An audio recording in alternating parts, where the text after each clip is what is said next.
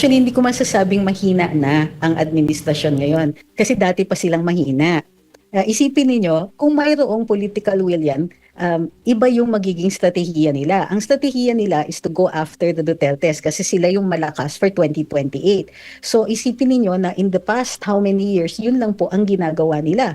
Hindi nagbubuhos ng energy at saka pondo doon sa pagpapaigi ng buhay ng ordinaryong mamamayan. Wala tayong nakitang tunay o seryosong push sa pagpapababa ng presyo ng pagkain, sa pagpapaayos ng ating standard of living. Doon pa lang po may problema na kaagad. So nakikita natin na mahina sila kasi ang tingin nila, ang pinakamalaking problema nila ay yung kalaban nila for 2028.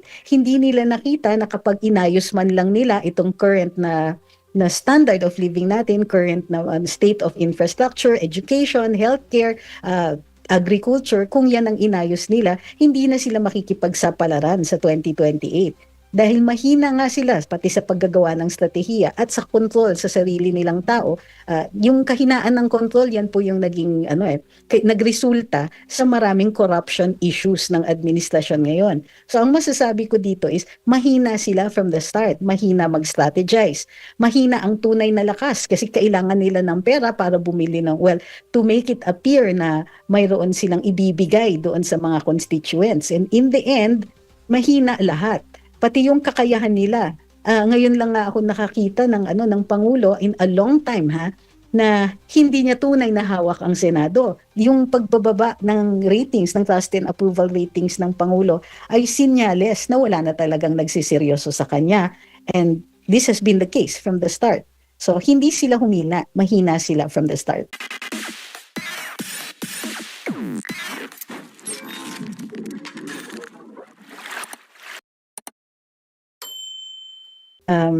Alam nila, may iba na meron talagang halong pagsisisi doon sa kanilang ginawa. Ngunit meron din namang ibang mga kongresista na nagsasabing hindi na sila sasang-ayon sa impeachment, lalong-lalo na kay VP Inday kasi medyo natuto na sila from the last time. Ang sabi kasi sa kanila, di ba, kung hindi pipirma, may iban talaga na sinabihan na pag hindi pumirma, walang pera ang kanilang mga distrito. At this point, hindi na po nagmamatter doon sa ilang mga kongresista. Either may pera na sila o alam na nila na mas matindi ang kanilang pag-i-explain kung sakasakaling pumirma uli sila doon sa impeachment. So malaki pong issue yan. Malaki pong, how do you call this, malaki ang latay. Attorney, magandang umaga, si Admar po ito. Ma'am, balik na lang tayo dahil may, di ko alam kung kalintulad ba or maaari nyo po bang ma-differentiate yung nangyari po kay Vice President, dating Vice President Judge Omar Binay na 2016, kahit siya po ay Vice Presidente, ay nasampahan din siya ng kaso. Umusad yung kaso niya sa Sandigan na bayan pero kalaunan ay pinawalang sala naman po. May kaibahan ba ito? Bakit sa kanya umusad at bakit or ano yung muna yung kaibahan dito po sa dalawang pagsasampa ng kaso ng sa Vice Presidente dyan po sa Ombudsman, Attorney? Well, kung hindi ako nagkakamali, si Vice President, mayroong kaso sa ombudsman pero hindi nakagawa or hindi ginawa ng findings until after na siya vice president. Pero i-correct niyo ako kung mali Yun ang nakikita ko lang na difference kasi maaaring imbestigahan kahit impeachable officer. Hindi lang pwedeng umusad yung kaso. So kunwari, nagkokolekta ng ebidensya ang mga law enforcers against an impeachable official, hindi naman po illegal yan. Ang ma-frustrate lang sila pag isinumiti na sila para ilitigate yung kanilang nakuhang ebidensya, hindi po yan isusulong. So in this case, magkakaroon nga yan ng issue. In the case of Vice President Jojo Binay, hindi kasi umabot dun sa punto na ma-question nila yung pag-iimbestiga sa kanya na umabot sa Korte Suprema, hindi yata na idala sa Korte Suprema na kailangan unahin yung impeachment bago yung kanyang pagkakaso sa kriminal.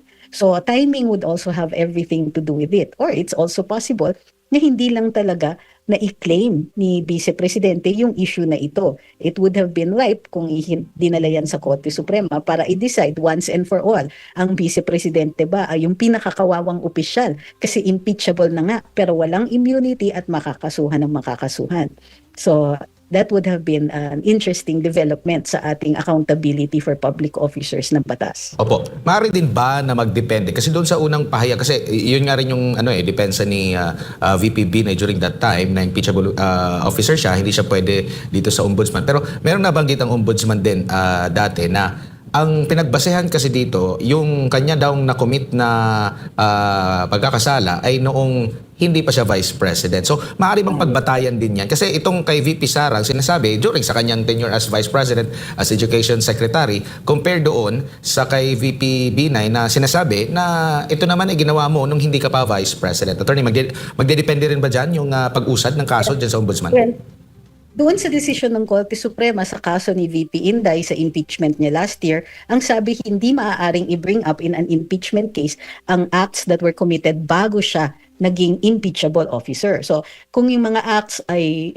nilalagay nila doon sa time na mayor siya, sa time na hindi pa siya vice presidente, hindi yun katanggap-tanggap in an impeachment proceeding. Ngayon, pagdating naman sa ombudsman, currently kasi vice-presidente siya. So it might still be an issue kahit yung mga acts ay committed bago siya naging vice-presidente. So the same argument could still hold. Pero tulad nga ng sinabi ko, ultimately Korte Suprema ang magde-decide kung ito ay papasok dun sa sa pagiging magra-ripen into a case ito, kung maaaring maging criminal na kaso itong mga final dahil nga impeachable officer si VP Inday. Hindi pa po rin naliliwanag nga ng Korte Suprema yung issues na yan. Sa tingin niyo po, ma'am, kapag may pag-usad dito sa isinampang kaso, ito ay pangalawang set na ng kaso po kay VP Sara Duterte. If ever po na gumalaw ang ombudsman dito at simulan po yung investigasyon at pinanindigan po natin na hindi pwede dahil nga impeachable officer siya, may paglabag na po ba dyan ang ombudsman? At pwede rin bang hindi na tumugon ang side ni VP Sara dito sa ombudsman kung merong paggalaw na dyan, diretso na sila sa Supreme Court? Hindi. Kailangan mag-acquire muna na may act doon sa Office of the Ombudsman na magsasaad na sila ay taking cognizance of the case. Nang sa gayon, may basihan na si VP Inday na umakyat sa Korte Suprema. Kung wala pa kasing acts ang ombudsman, wala pa tayong grounds, wala pang dahilan para sabihin na nilabag yung kanyang karapatan. So until that time, hindi pa siya makakaakyat para i-preempt ito. At any rate, yun nga, kailangan din ma-determine ano ba ang kinakaso sa kanya, administrative ba o criminal. So mas maliwanag kung maumpisahan na nga ang preliminary investigation sa kanya and then maaari na siyang dulog sa Korte Suprema. So pag nag-umpisa na mag-imbestiga ang ombudsman, yun na yung act na yun na pwede nang questionin sa Korte Suprema, Attorney? Yes, pwede na doon. Opo. Lipat tayo dito sa usapin naman po ng impeachment. Nabanggit nyo kanina na once na napunta na yan sa Committee on Justice, kung ano man yung pipiliin nila, hindi na pwede na maghain pa ng panibago, no? Kumbaga yun na yung uusad, ma'am. Pero sino po yung pipili? Kasi halimbawa, ngayon, itong si Attorney De Jesus naghain na ng impeachment complaint at sinasabi ngayong araw din naman, maghahain daw yung makakaliwang grupo ng impeachment din laban kay Pangulong Bongbong Marcos. Sino po yung pipili doon na alin doon ang uusad? I-consolidate ba ito or separate ito? O paano ba yung tama po as per sinasabi po ng Korte Suprema, Attorney? Kung against the same official, in this case, dalawang impeachment complaint against the President, depende yan. Ang sabi ng Korte Suprema, no more than one process. In other words, no more than one impeachment process ang maaari in 1 year. So, in this case, ang mangyayari dyan is, kung ika-count, ang kina-count na proseso ay kapag gumalaw yung reklamo from one office to the other. So normally yan, di ba, umabot sa SecGen goes to the speaker goes to plenary. Maaaring mamili kung saan dyan nag-umpisa ang proseso. So normally yan, dun pa lang sa pag-transfer. Ngayon, base dun sa kaso ni VP Inday, hindi kasi naging maliwanag doon yung pag-refine nung desisyon dun sa kung kailan talaga nag-uumpisa ang impeachment process. So malamang yan is from the plenary to the Committee on Justice kasi yun yung lumang kaso. So pag tinransfer na from the plenary to the Committee on Justice, hindi na siya mako-consolidate. Doon na lang doon dapat sa plenaryo ang consolidation. So in this case, kung hindi makahabol sa plenaryo yung panibagong reklamo, wala na. Better luck against next time. Opo. So, nag-uumpisa ang process once na nakapag-desisyon ang plenaryo po na i-endorse sa komite? Hindi yung galing Ang mismo sa SecGen to Speaker or galing sa Speaker papunta doon sa plenaryo? Dapat. Pero kasi dun sa kaso ni VP Inday, di ba naipon lahat doon sa ano. Tapos naitipat siya doon sa plenaryo. Nauna nga yun. Pero at that time, may pumasok pa na fourth impeachment complaint. Technically, hindi na dapat nakapasok yung fourth impeachment complaint kung susundan natin yung lumang desisyon. So, ang tingin ko dyan, it is from plenary to the Committee on Justice. So, kasi nga yung lumang kaso, yun yung sinasabi. Nung nag-move siya from plenary to Committee on Justice, nag-umpisa na po yung proseso. Kasi yun na, may impeachment na nangyayari in the House. So, or impeachment process na yung nangyayari in the House. So, sa ngayon, hindi pa naman nagta-transfer from plenary to the Committee on Justice. Pwede pa at maaaring i-consolidate yan in the plenary. Opo, kasi meron din akong narinig na parang hindi na ata i-consolidate. Kumbaga, ang tanong ko nga doon sa kongresista na yun, kung di ako nagkakamali, partner Jade, yung last time natin nakapanimis ang kongresista, parang pipili sila kung saan doon. Wala na daw atang consolidation. Pero ano po ba yung sa tingin nyo po, ma'am? Dapat po bang mag-consolidate or pipili sila? Kasi kung pipili sila, alam nyo na, may magduda ng ating mga kababayan na alin dito yung hindi uusad, ito yung pipiliin ko na umusad sa para madaling mabasura, attorney. Well, pwede kasi yun eh. Pwede silang mag-determine dun pa lang sa plenaryo na hindi na iaakyat sa Committee on Justice. So may discretion talaga ang plenaryo dyan. So alam niyo na kung anong i-expect pagdating sa ganyan. Although hindi ko nakikita kasi na magkakaroon ng damage dyan. Kasi nga either way, an impeachment complaint has been filed at uusad yan. Pupunta yan sa Committee on Justice. Pero from the Committee on Justice, dyan po natin makikita kung sapat talaga ang obligasyon na nasa reklamo. So sa plenaryo, ang determination lang dyan is kung pwede pang tumuloy yan sa Committee on Justice, kung sufficient siya, kung seryoso siya enough for them to consider na, o sige, umpisahan natin ang proseso nito. Opo, pero bilang bihasa rin sa komunikasyon na attorney, anong nakikita nyo po? Kasi hindi po ba napag-uusapan before pa yung paghahain muli ng impeachment dito kay Vice President Sara Duterte, pero biglang nagbago. Parang dito na ngayon nabubuksan sa presidente, tapos sa side ng vice presidente, maraming mga nagsasabi na baka hindi umusad, abala na ang kongreso ngayon, walang enough na possible. Bakit ganun po ang nangyari? Or baka ano ba ito, meron bang pagmamaniobra, meron bang pinaplano na at the end itrap yung isa sa kanila, attorney? At ako, ang tingin ko, walang plano. At kahit yung mga kongresista, wala tayong nakikita na organized response maliban lang dun sa statement ng NUP na sinasabi nila wala silang papanigan at hindi sila mag-i-endorso whether yung reklamo ay sa Pangulo o sa Vice Presidente. So, yun lang po ang nakikita natin. Yung iba naman sinasabi, hindi na to exciting. So, parang may pahiwatig na kung anong mangyayari. Parang hindi na nga parang nawawala na sila ng gana doon sa sa impeachment ni Vice. Ang tingin ko diyan is nakatingin sila sa future. So hindi pwedeng masyadong how do you call this?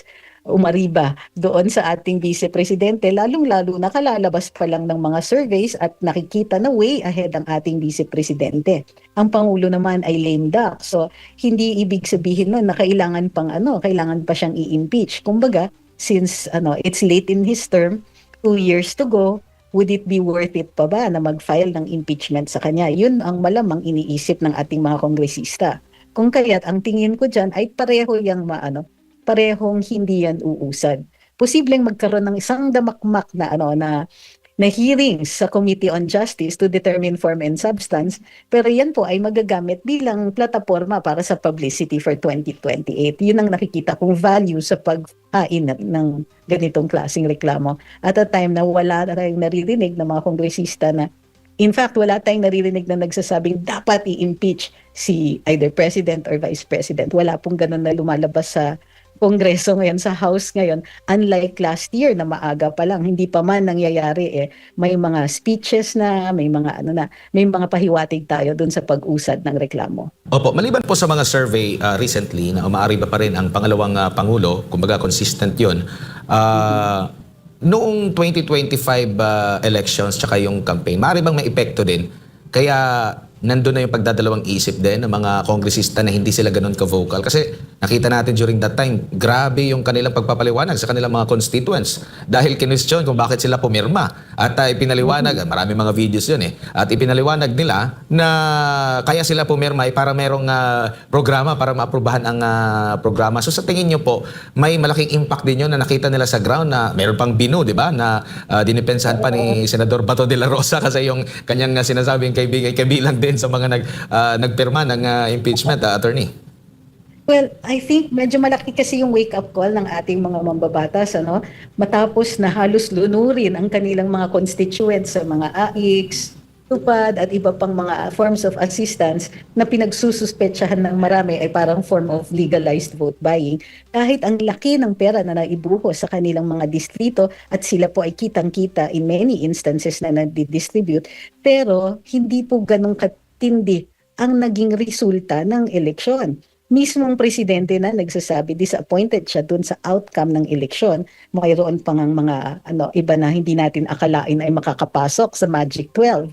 So dun pa lang nakikita na natin na alam nila, may iba na meron talagang halong pagsisisi doon sa kanilang ginawa. Ngunit meron din namang ibang mga kongresista na nagsasabing hindi na sila sasang-ayon sa impeachment, lalo-lalo na kay VP Inday kasi medyo natuto na sila from the last time.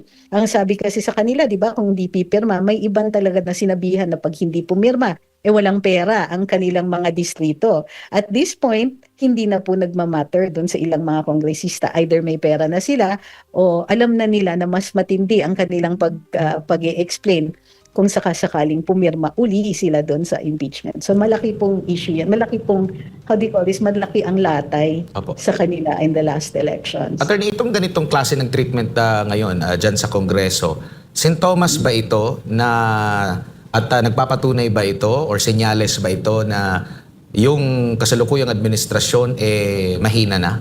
At dahil na rin sa kaliwat ka ng issue ngayon na hindi pa maresolba, nandun na rin siguro yung takot nila na baka mabalikan talaga sila at alam nila na malakas ang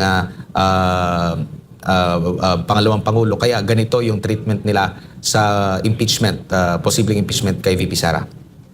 Actually, hindi ko masasabing mahina na ang administrasyon ngayon kasi dati pa silang mahina. Isipin ninyo, kung mayroong political will yan, iba yung magiging strategiya nila. Ang strategiya nila is to go after the Dutertes kasi sila yung malakas for 2028. So isipin ninyo na in the past how many years, yun lang po ang ginagawa nila. Hindi nagbubuhos ng energy at saka pondo doon sa pagpapaigi ng buhay ng ordinaryong mamamayan. Wala tayong nakitang tunay o seryosong push sa pagpapababa ng presyo ng pagkain, sa pagpapaayos ng ating standard of living. Doon pa lang po may problema na kaagad. So nakikita natin na mahina sila kasi ang tingin nila, ang pinakamalaking problema nila ay yung kalaban nila for 2028. Hindi nila nakita na kapag inayos man lang nila itong current na standard of living natin, current na state of infrastructure, education, healthcare, agriculture, kung yan ang inayos nila, hindi na sila makikipagsapalaran sa 2028.